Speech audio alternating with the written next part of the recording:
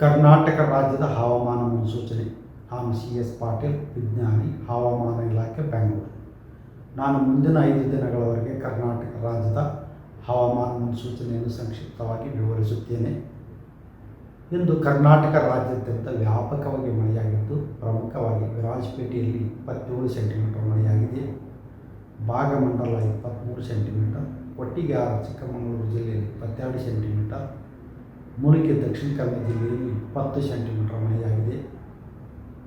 ಈಗಿರುವ ಹವಾಮಾನದ ಸಿನಾಪ್ಟಿಕ್ ಸ್ಥಿತಿ ಏನೆಂದರೆ, ಮರಾಠವಾಡದಲ್ಲಿ ವಾಯುಭಾರ ಕುಸಿತವಾಗಿದ್ದು, ಅದರ ಜೊತೆಗೆ ಸರ್ಕ್ಯುಲೇಷನ್ ಕೂಡ 5.8 ಕಿಲೋಮೀಟರ್ ಎತ್ತರದವರೆಗೆ ಇದೆ.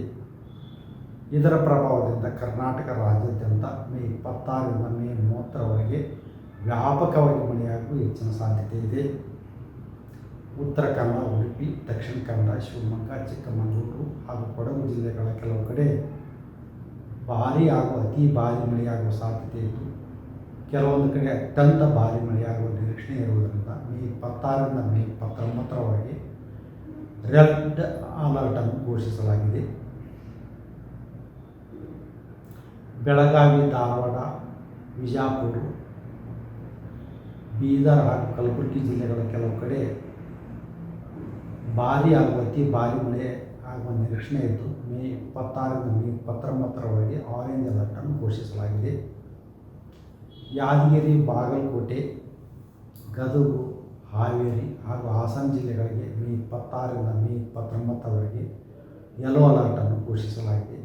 ಬೆಂಗಳೂರಿನಲ್ಲಿ ಮೇ 26ರಿಂದ ಮೇ 29ರವರೆಗೆ ಹಗುರದಿಂದ ಸಾಧಾರಣವಾಗಿ ಮಳೆಯಾಗುವ ಹೆಚ್ಚಿನ ಸಾಧ್ಯತೆ ಇದೆ.